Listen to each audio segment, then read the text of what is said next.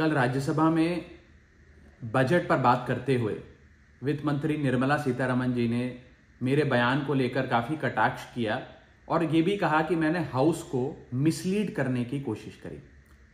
मैंने जब उनके सवालों पर जवाब देने के लिए अनुमति मांगी तो मुझे इजाजत नहीं दी गई। इसीलिए मैंने सोचा कि इस वीडियो के माध्यम से सीधा वित्त मंत्री जी से बात करूं और दूध का दूध पानी का पानी करने का प्रयास करूं।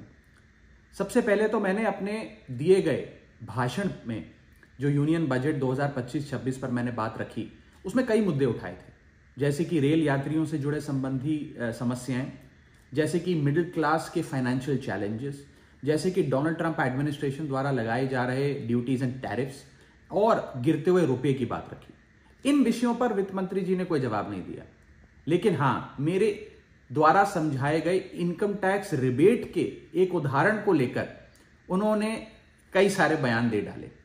सबसे पहले तो मैं ये बताना चाहूंगा कि मैंने जो बात कही थी मैं आज भी उस पर पूरी तरीके से कायम हूं। ये 12 लाख रुपए की जो टैक्स रियायत दी जा रही है सरकार द्वारा, ये ना ही टैक्स एग्जेम्पशन है, ना ही टैक्स डिडक्शन है, सिर्फ और सिर्फ टैक्स रिबेट है। यानी कि 12 लाख रुपए से ऊपर अगर आप आमदनी कमाते हैं एक वित्तीय वर्ष में, तो आपको अपनी पूरी आमदनी पर इनकम टैक्स भरना पड़ेगा। मेरे इस कॉन्सेप्ट को समझाने के लिए दिए गए उदाहरण को वित्त मंत्री जी ने टेक्निकली उसे उलझाने का प्रयास किया, उसमें मार्जिनल टैक्स रिलीफ का कॉन्सेप्ट जोड़कर यह सिद्ध करने की कोशिश करी कि मेरा उदाहरण गलत था। मैं आपसे वित्त मंत्री जी सीधे तौर पर पूछना चाहता हूं, क्या यह सत्य नहीं है कि अगर कोई व्यक्ति 12 लाख से ऊपर इनकम कमाएगा तो उसको अपनी पूरी इनकम पर टैक्स भरना पड़ेगा?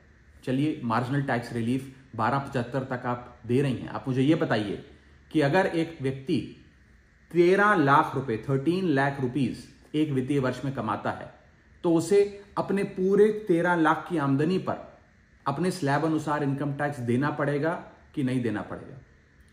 या 13 लाख माइनस 12 लाख की टैक्स रिबेट 1 लाख पर देना पड़ेगा? सही जवाब है कि उसे पूरे 13 के 13 पर इनकम टैक्स भरना पड़ेगा। मान लीजिए कोई शख्स 12,76,000 रुपए कमाता है साल का, तो उसे पूरे 12,76,000 पे इनकम टैक्स भरना पड़ेगा, ना कि मात्र 76,000 रुपए जो उसने 12 लाख रुपए के ऊपर कमाया।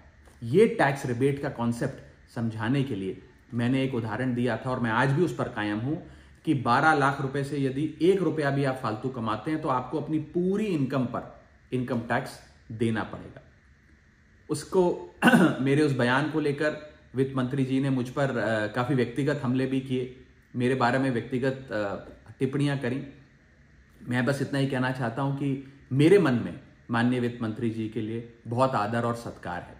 वो अनुभव में, ओहदे में, उम्र में मुझसे बहुत बड़ी हैं। मेरा बस इतना ही कहना है कि आगे से मुझे उम्मीद है कि वित्त मंत्री जी इस प्रकार के व्यक्तिगत बयानों से बचेंगी और सिंपल टैक्स कॉन्सेप्ट्स लाने के लिए जो उदाहरण दिए गए हैं उनको टेक्निकली तोड़ मरोड़ के जनता के सामने प्रस्तुत करने का प्रयास नहीं करेंगी।